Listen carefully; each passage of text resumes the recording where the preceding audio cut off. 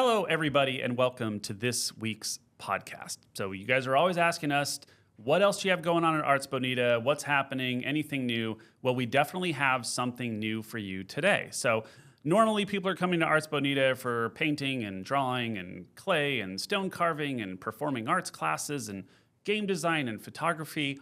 But now we're going to be offering a series of flower arrangement courses, okay? And these are going to get started in February, and we have a few courses all the way through into December of 2026. So I have with me today, I have Sheila here. Can you please introduce yourself? Let us know a little bit about your background and what was the sort of, how did you get into flower arrangements? Were you always into flowers as a kid? Were you picking flowers? Were you arranging flowers? When did all that start for you? So say hi to our audience, introduce yourself, and just let us know how you got into the art of flower arrangement. Hi, everyone. I'm thrilled to be here. I'm thrilled to talk about my passion. I was one of those kids that didn't know boundaries with flowers, and I thought everybody's pretty flowers throughout the neighborhood I could pick and take to my mom. Okay. So it wasn't surprising to anyone when I bought a florist in historic downtown Wilmington, North Carolina, and then within 6 months bought my competitor out and merged them and got to play with flowers professionally. Wow. So I have had a love for flowers lifelong. We joke in our family, we don't know where the farmer was, what generation back, but my brother and I both really enjoy getting our hands dirty. I grow a lot of flowers, and I just have always had a passion, and it taps into my creative side.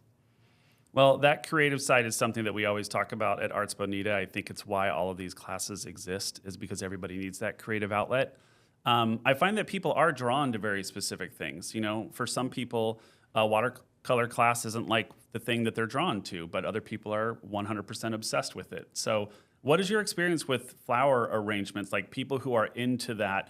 Are there any correlations between like people who love such and such, they're going to really like doing this? Is there any kind of correlation between other artistic disciplines?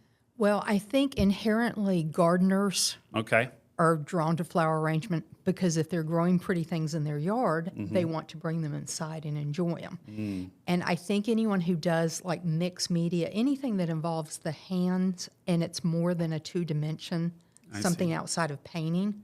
My mother was an artist. She was a watercolor artist, oil, pastel. I have none of those skills. My skills have always been very much 3D. Okay. And so one of the reasons I teach classes is to debunk that these are not as fragile as people think they are. And they're surprised when they see that I just literally pull flowers apart as I'm designing, because it's a challenge to get things in the right scope and scale as you're putting them in a vase, a vessel, a bowl.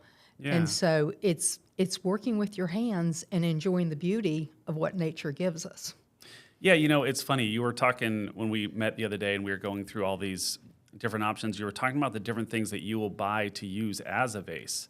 And me, I always thought you just have to go buy a vase. In an actual vase, it has to be called a vase. And if it's not called a vase, then you can't put flowers in it. You have a bunch of different things that you use to put flowers in. Even some stuff we're going to talk about later in terms of like what, we have some things coming up in the fall that are really interesting in terms of how you do that. But what do you look for when you're trying to find things that you can put flowers in that are not your traditional vase? One of my favorite vessels that I use at home is a sterling silver bowl that is an octopus. And so it's very interesting to design in it because I go very drapey. Another thing, I have an ice bucket from Harrah's Casino. Okay. And if I'm doing a more formal dinner party, what's better than having an ice bucket on your table? Down to crystal bowls, to like when we do the Christmas centerpiece, they're the traditional floral design bowls. You don't really see those. You want to see the arrangement. So it's a plastic bowl. Wow. So, I can go from ultra expensive to traditional, like 8-inch glass vase. Okay. I do a lot of cube work because they transport well. To me, I can find almost any use to put flowers in. Okay. Yeah, I was thinking, like I'm a filmmaker, so I'll walk around and I'll see something and I'll be like, ooh, I could make a movie out of this. Do you just see something out in the world and go, I could put flowers in that? I do. Okay. But you don't, right? You don't just go up and put flowers in people's things. No, but I love thrift stores to find Okay. unique vessels to put flowers in. Okay, that's cool. You had talked a little bit about, you mentioned it briefly about how people think you have to be so delicate when you're working with flowers, and your approach is like, no, you can like really get in there and move them around and make them do what you want them to do. Can you talk a little bit more about that to our audience that might still believe that, no, you have to be very careful, it's very delicate? What does that mean to you, and how do you explain that to people? Well, we're so fortunate with living in Southwest Florida. We have so many pretty greens and flowers that grow naturally in our landscape. This arrangement is a great example. Nothing in here in the greens came from a florist. All of this came from my yard in my neighborhood. And so I want people to feel comfortable, magnolia, all the evergreens. This is a yew. There's macho ferns back here. To feel free to explore and use what you have on hand as well as what you can buy at Publix, Trader Joe's, Fresh Market, things like that. And then when I'm teaching hands-on, people are surprised at how much I just use my hands and pull flowers off the stems. Most florists use a knife. I actually use scissors. It's just how I was taught. And so there's not a perfect way. It's the way you're comfortable handling. Okay. You had also talked about something about how long these arrangements last, and can you talk a little bit about is it what you're picking? Is it what you're putting in the water? Like, how do you get them to last a little bit longer than you think? Because when you normally buy flowers from a store, they don't seem to last very long, but you seem to have an idea of how you kind of go about giving a little bit more longevity. There are a couple different principles. One, design with the flowers that are in season. They're going to last longer. If they're cutting tulips in Holland and sending them 8 months out of season and they come here in August, you're going to be lucky if you get 3 or 4 days out of your tulips. So if you know how the flowers are grown out all over the world, you understand the seasons to them. The other big thing from a professional florist background is how you handle them when you're cutting them and processing them, giving them the right temperature of the water, always using flower preservative. And the other thing I always preach when I teach is to change your water every day. If it's not in floral design foam, don't be afraid to pick the flowers up, take them aside, add fresh water to your vase. That will double the life of your flowers. And instead of getting 5 or 6 days, it's very common I get 10 days out of flowers at my house, and sometimes 14 days. Wow.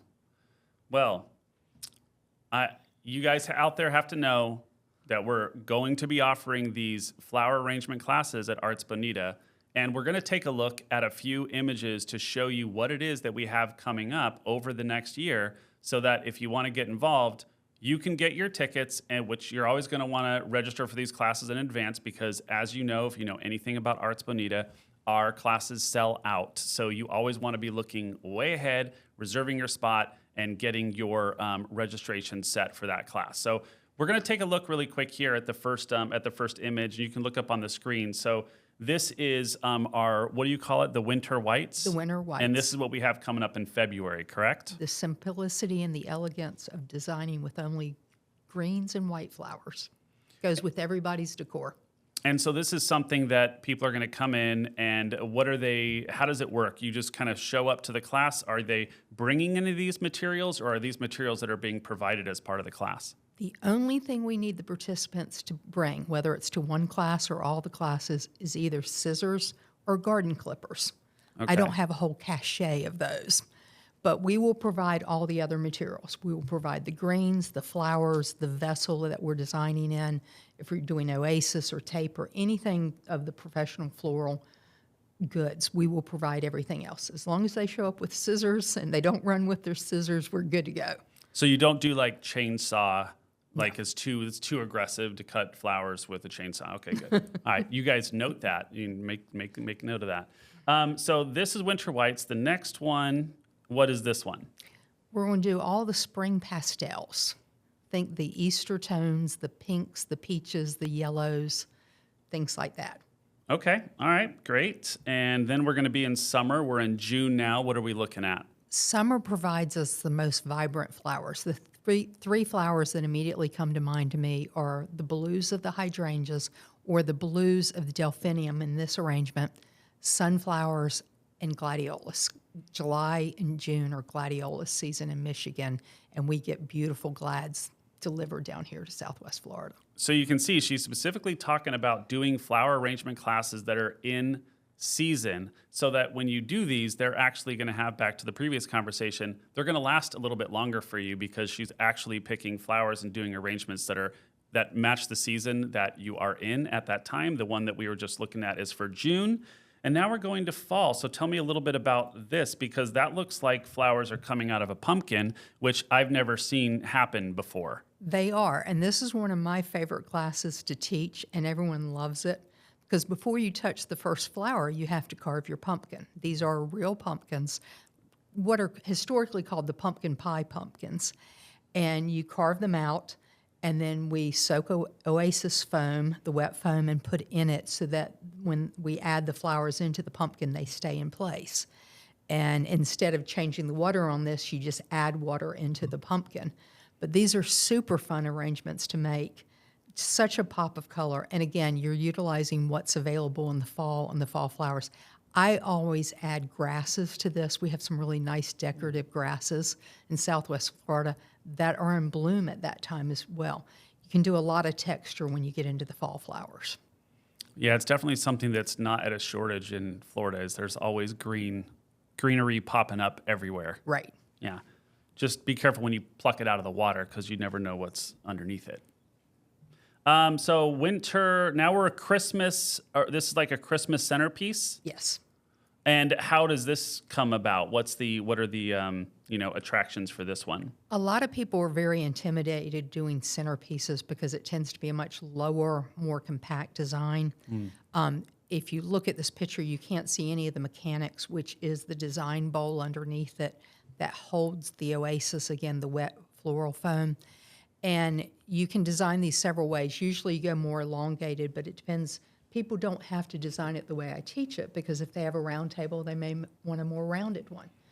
And the key to centerpieces is more the greenery. I'll use an abundance of evergreens, the longleaf pines, the junipers, the cedars. I have access to yellow cedar and blue cedar, which has blueberries on it.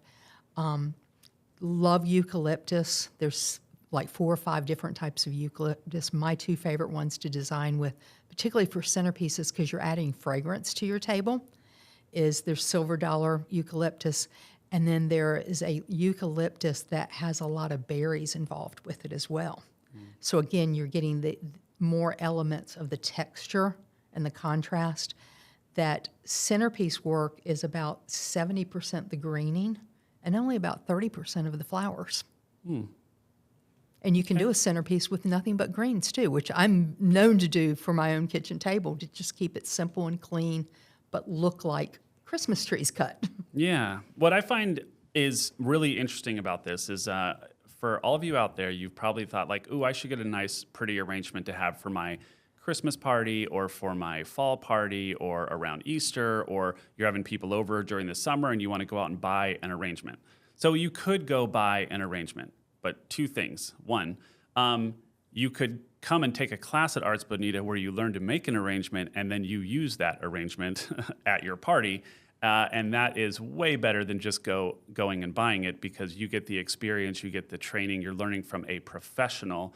Number 2, I think that if you did it that way, those arrangements will last longer, to the point that we've been talking about, the way that these are made and purchased during season. They're going to last longer, and you use her tips and tricks for keeping those flowers fresh longer. One of my favorite compliments is when people send me pictures of their arrangements, and their arrangements have lasted a day or 2 longer than my own personal arrangements. Wow. And it is not uncommon to get pictures at 10 to 14 days later going, I don't believe my flowers are still fresh. And that way you're getting your bang for your buck. You've got your creative juices going, you've got to play with flowers, and you're getting flowers that are lasting longer than they've probably ever lasted if you purchase them at the grocery store or florist. Wow. I don't know. I'm so excited about this because, like I said, when I met you and we started talking about this, and I'm like, Arts Bonita does not have anything like this. And art is in everything. Art is not just in paint. Art is not just in words. Art is in everything. So flower arrangements, I think, is something that people should consider, as that might be something that really speaks to them, just like it does to you. You're really passionate about this. I think there's people out there that are interested, but they don't know how passionate they are about it until they actually do it. So I'm going to encourage everybody to go to artsbonita.org. That's where you would go to sign up for these classes. They are flower arrangement. They're going to be mostly one-night events. So they're going to be in the evening, and they're going to be classes that you can take where we have food and wine and things like that. So it's a social atmosphere. So you come either with friends or you come by yourself and you meet new people. These one-night events are social. They're designed to be that way so you can connect with others and explore a new art discipline that maybe you haven't been involved in yet. And for right now, we're talking about flower arrangements, which I think is a great opportunity. We're also going to do some as a mini workshop. So we're going to, do a few things. And then just depending on how it goes this year, we're talking about doing a lot more in the future down the road. So anything else that you want to add about any of these things? I mean, I think it's incredible what we're talking about doing. I would just encourage people, do not be shy and sign up for the class. Every class I teach, one or two people come in and say, I don't have an artistic bone in my body. And they leave with this huge smile on their face. And often husbands and significant others, when they walk in the door, they're like, you designed that? And there's no right or wrong way. It's about creativity. And my vision may not be someone else's vision, but we all start with the same materials, and to feel comfortable and not intimidated with handling flowers. Let's get creative. Let's have fun with it. That sounds great. Well, Sheila, thank you so much for joining us on the Arts Bonita podcast.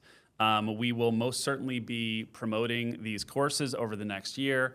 Artsbonita.org, that's where you want to go. If you have other people who who do flower, or who are interested in flower arrangements, maybe they have a pretty garden and you just don't know where it can go with something like this, please encourage them to come and sign up for these classes, because again, you never know what kind of attachment you're going to have to this as a discipline, as an artistic outlet, as a creative outlet. Everybody needs that. So be sure to go to artsbonita.org and sign up for these classes and reserve your spot today.